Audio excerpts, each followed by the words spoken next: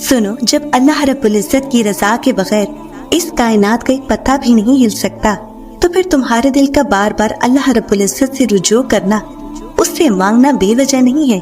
जो हाथों में इतनी जान डाल देता है कि वो दुआ के लिए उठ सके, वो फिर इन उठने वाले हाथों की लाज भी रखता है। वो अगर तुम्हें आजमाइश में डालता है तो मत भूलो कि वो रहीम उससे भी ज्यादा है। वो जब तुम्हें जंग के मैदान में लाकर खड़ा कर देता है तो ताकत भी उतनी ही देता है कि तुम पूरी दुनिया से अकेले लड़ जाओ। तो फिर ये मायूसी कैसी? तुम जो चाहते हो उसे अल्लाह रब्बुल इज्जत से मांग कर फिर उसी का फैसला उसी पर छोड़ दो। तुम जो सोचते हो, जो मांगते हो, तुम्हें हूबहू वही दिया जाता है। तो फिर वो मत सोचो जो तुमसे नहीं हो सकता, बल्कि वो सोचो जो तुम्हारा रब कर सकता है। और तुम्हारा रब तो सब कुछ कर सकता है। तुम जितनी दफा दुआ मांगते हो, अल्लाह रब्बुल इज्जत उतनी दफा तुम्हारी दुआओं के जवाब देता है। तुम यहाँ एक कतरे के लिए रो रहे हो, जबकि तुम्हारा रब तो तुम्हें 7 समंदर अता करने पर भी कुदरत रखता है। तुम्हारा काम बस दुआ करना है। अता की तदबीरें वो खुद बनाता है। तुम्हें अल्लाह रब्बुल इज्जत को अपने दिल का हाल सुनाने के लिए अल्फाजों या दलीलों की जरूरत नहीं है। वो तो तुम्हारे दिल में रहता है, सबसे करीब, इतना करीब कि ख्याल तो तुम्हारे दिल में बाद में आता है और उसको खबर पहले हो जाती है। क्यों सोचते हो फिर के अल्लाह रब्बुल इज्जत सुनता नहीं है? क्यों कहते हो फिर कि अल्लाह रब्बुल इज्जत जानता नहीं है? वो सुनता भी है और जानता भी है। उसको ना तो ऊँघ आती है और ना ही नींद।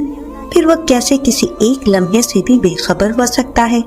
जब तुम जुबान से कुछ बयान नहीं कर पाते, तब वो दिल की सुनता है। और दिल के मामला तो बड़े नाजुक होते हैं और उसके यहाँ दिल की बातें बहुत प्यारी और पसंदीदा होती हैं। याद रखो, दिल के मामला तो वो खुद संभालता है, बड़ी ध्यान से, बड़ी मोहब्बत से, और उसके ध्यान से कुछ भी बेध्यान नहीं होता। अल्लाह पाक कुरान पाक में फरमाता है, वो आसमान और जमीन की हर चीज का इल्म रखता है और जो कुछ तुम छुपाओ और जो जाहिर करो वो सब कुछ जानता है। अल्लाह तो सीनों की बातों तक को जानने वाला है। ऐ अल्लाह, जिस मौत में गुस्ल नहीं, जनाजा नहीं, रिश्तेदार भी पास नहीं आ सकती, ऐसी भयानक मौत से तमाम मुसलमानों की हिफाजत फरमा। आमीन। वो पाकज़ात तुम्हारी सारी सुनता है जिसकी तुम एक भी नहीं सुनते। समंदर, दरिया, नदी नालों का पानी जहन्नम की आग नहीं बुझा सकती, मगर अगर कोई बुझा सकती है वो आपके आंसू हैं जो अल्लाह के खौफ से बहने लगेंगे। जब भी गलती का एहसास हो तभी माफी मांग लिया करो। जिंदगी हर बार शब रात तक पहुंचने का मौका नहीं देती। जो अल्लाह से रो रो कर मांगते हैं उन्हें मांगने के बाद रोने की जरूरत नहीं पड़ती। प्यार सबसे करो लेकिन भरोसा सिर्फ अल्लाह पे करो। अल्लाह उसी इंसान का इम्तिहान लेता है जिसे वो चाहता है। वो इंसान कभी जिंदगी में हार ही नहीं सकता जिसकी उम्मीद अल्लाह से हो। माँ की गोद से कब्र की दीवार तक जिंदगी के हर पहलू पर नजर डाल के देख, अल्लाह के सिवा कोई काम नहीं आता।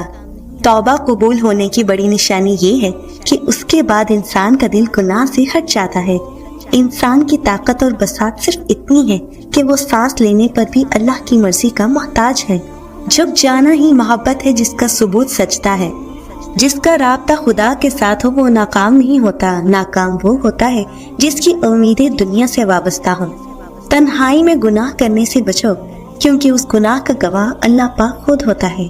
सुने, ये बहुत बुरा इंसान है। गुनाहों और गलतियों से भरा ये इंसान इखलास वालों की महफिल में बैठने के काबिल नहीं है।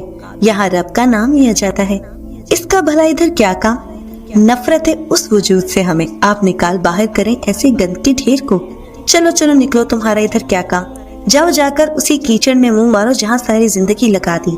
इतना था कि वो शख्स मेरी आंखों के सामने रोता हुआ महफिल से बाहर निकल गया। वो शख्स लाख बुरा सही लेकिन इखलास और ईमान वालों को कहाँ जेब देता है कि वो किसी के गुनाह सवाब का हिसाब लगाएं। उन्हें कोई हक नहीं कि अल्लाह की महफिल से उसकी मखलूक को धुतकारा जाए। कहाँ लिखा है कि जो कोई गुनाह करे वो काफिर बन जाता है या उससे कता ताल्लुकी इख्तियार कर ली जाए? ऐसा कुछ भी आपका रब आपसे बयान नहीं करता।